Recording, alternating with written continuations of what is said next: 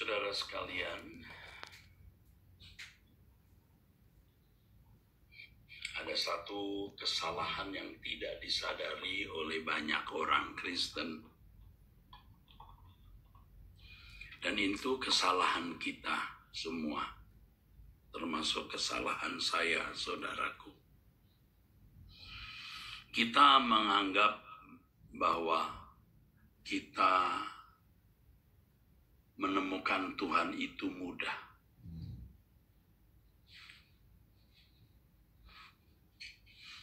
Kita menganggap bahwa menemukan Tuhan itu mudah. Dan biasanya orang berpikir bahwa apa yang dia ketahui tentang Allah, yang dia pahami tentang Tuhan itu sudah cukup. Sudah cukup. Dan itu yang membuat orang tidak bertumbuh, saudaraku. Tidak bertumbuh dalam kedewasaan rohani, tidak bertumbuh di dalam kesucian, tidak bertumbuh dalam hidup yang berkenan di hadapan Allah, atau tidak makin berkenan. Dan sebenarnya ia belum atau tidak mengalami Tuhan secara patut, saudaraku.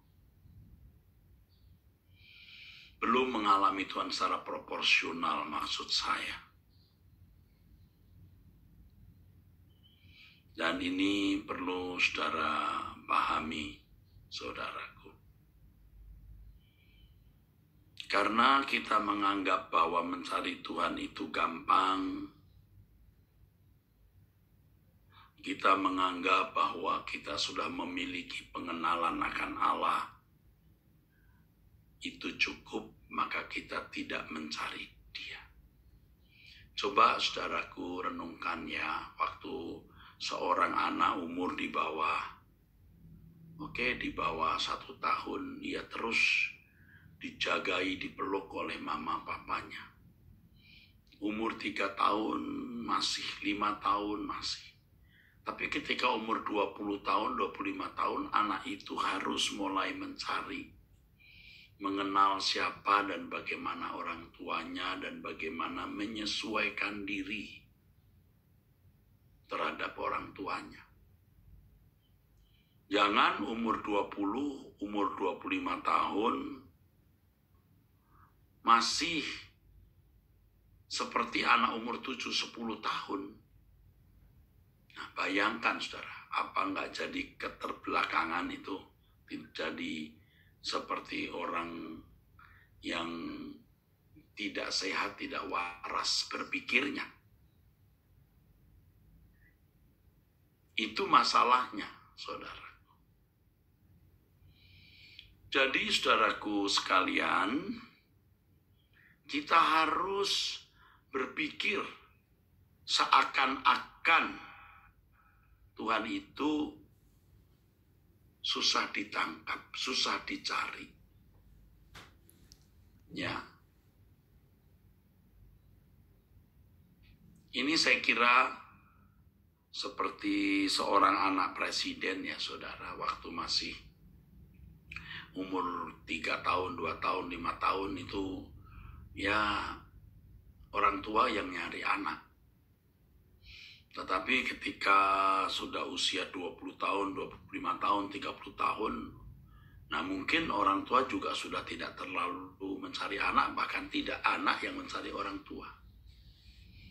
Dengan banyak kegiatan seorang presiden atau pejabat negara.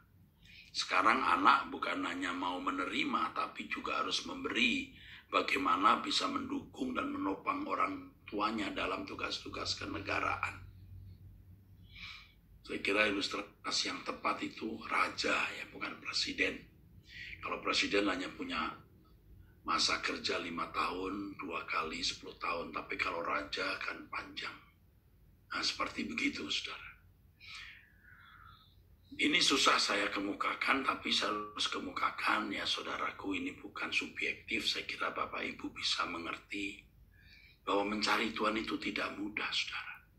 mengalami Tuhan itu tidak mudah, saudara. Sebab seiring dengan perjalanan waktu, saudaraku sekalian, kita harus terus bertumbuh dalam pengenalan akan Allah. Ya, kalau dulu kita punya angka, anggaplah 3 atau 4 itu sudah cukup. Waktu kita masih muda rohani, belum dewasa. Ya, mungkin waktu itu. Ya, mungkin waktu itu. Cukup dengan pengenalan yang 2-3 itu cukup. Tapi sekarang setelah sekian puluh tahun, kita membutuhkan, saudaraku, bukan 2 atau 3, mungkin 30, 40, 50. Nah, banyak orang itu sebenarnya tidak memenuhi kota sesuai dengan umur rohaninya. Sudah 30 tahun, 40 tahun ikut Tuhan, tapi pengenalannya seperti masih baru 3-4 tahun. Jadi sebenarnya dia kehilangan Tuhan. Seperti kehilangan Tuhan dalam tanda kutip. Makanya karakternya masih berantakan, cintanya kepada Tuhan juga tidak secara patut, kesediaannya melayani Tuhan dan berkorban begitu tipis dan miskin atau rendah, saudara.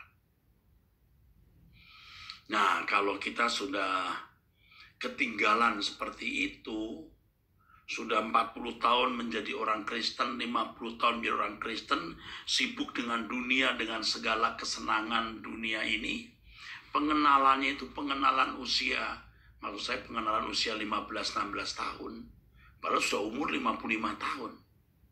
Ini mengejar ketinggalan ini tidak mudah, saudaraku. Saya harap saudaraku sekalian bisa memahami dan mengerti. Makanya setelah saya usia 60 tahun lebih ini, saya benar-benar mengerti hal ini, saya menyadari hal ini. Sebab konyolnya kalau dalam hidup saya ini dengan mengerti ilmu teologi, saya merasa bahwa pengenalan saya akan Tuhan cukup. Padahal pengenalan akan Allah tidak cukup dengan ilmu yang masuk di pikiran kita, tetapi sebuah pengalaman konkret dengan Tuhan, saudara. Dan terus terang ini yang menyesatkan banyak pendeta. Ini yang menyesatkan, saudara. Kenapa? Merasa sudah sekolah tinggi teologi, bisa khotbah, banyak baca buku, dari buku dia khotbahkan, tapi dia tidak mengalami perjumpaan langsung dengan Tuhan. Terutama para teolog-teolog. Dan memang faktanya di Eropa teolog-teolog hebat, tetapi masyarakat menjadi fasik. Dan kenyataannya gereja-gereja di dunia ini mengalami kemunduran yang luar biasa. Tidak sedikit wilayah-wilayah Kristen menjadi wilayah-wilayah non-Kristen. Kemundurannya luar biasa, ini sudah menjadi indikator yang jelas. Jadi jangan berpikir mencari Tuhan itu gampang atau mudah, saudara. Jangan kita berpikir seperti kita masih baru 2-3 tahun ikut Tuhan, atau ibarat anak manusia baru usia 2-3 tahun di mana orang tua memanjakan, begitu mudah bertemu orang tua. Tapi kalau sudah usia 25 tahun, 30, 40 tahun, anak yang harus menyesuaikan diri terhadap orang tua dan mencari orang tua. Nah, bayangkan kalau seorang anak manusia tidak bertumbuh dalam kedewasaan. Waduh, rusak, saudara, rusak. Dan ini yang mestinya kita perhatikan dengan sangat serius, saudara. Mengerti ya maksud saya ya, saudara? Inilah yang karenanya saudara saja berdoa pagi dan mendengar renungan ini. Dan saudara, saya ajak bahwa hidup kita ini hanya untuk mencari Tuhan, saudara. Kalau kita menjadi ibu rumah tangga, ngatur rumah tangga, harus kita lakukan dengan tanggung jawab. Sebagai orang tua ayah yang mencari nafkah, sebagai anak yang studi di sekolah atau kuliah di perguruan tinggi. Semua kita lakukan itu sebenarnya hanya untuk satu tujuan. Ya, kita mengembangkan diri untuk mengenal Allah.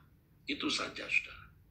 Makanya baik kita makan atau minum atau melakukan segala sesuatu, lakukan semua untuk kemuliaan Allah. Itu maksudnya. Nah, Bapak Ibu, saudaraku sekalian, jangan punya tujuan hidup yang lain ya. Ayo bersama dengan saya kita cari Tuhan saja. Kita bukan hanya nampak ekstrim, tapi kita lebih dari ekstrim, lebih dari radikal, lebih dari fanatik. Tetapi semua positif, tidak melukai orang, tidak melanggar hukum, tidak melawan pemerintah. Tapi kita semakin berkenan di hadapan Tuhan. Saudaraku sekalian, kalau kita nanti meninggal dunia, kita ada di hadapan tahta pengadilan Kristus, kita baru tahu betapa dahsyat kekekalan itu. Dan kita harus mulai hayati sekarang. Sesulit apapun mengenal Allah, kita cari Dia. Apalagi kalau kita sudah ketinggalan. Pasti banyak di antara Bapak Ibu yang sudah ketinggalan. Mestinya ya dengan usia 50, sudah usia 50 tahun atau 60 tahun, saudara sudah memiliki 60 butir, 50 butir pengenalan, tapi hanya 15 atau 20. Oh, mengejar ketinggalan tidak mudah, saudara. Ya. Demikianlah renungan pagi ini. Saya mohon maaf tadi terlambat 5 menit karena ada kesulitan teknis di YouTube. Kami makin terus belajar bagaimana bisa melayani saudara dengan baik. Dan mohon dimaklumi karena kami ini mengadakannya di rumah. Ya, operatornya juga anak-anak kami di sini. Saya punya banyak anak-anak. Dan mereka jadi operator, pemain musik. Jadi mohon maaf jika ada ketidaknyamanan. Ya, saudara, kami akan belajar lebih baik lagi. Ya, oke. Mari kita angkat tangan. Bapa, kami menyerahkan hidup kami dalam tangan-Mu. Keluarga kami dan orang-orang yang kami kasihi, kami serahkan dalam tangan-Mu. Terima kasih Bapa, dalam nama Tuhan Yesus Kristus kami bersyukur, kami berdoa. Terima kasih Bapa. Amin. Sampai jumpa nanti, saudaraku, pendalaman Alkitab jam 6:30 melalui Truth ID. Tuhan memberkati.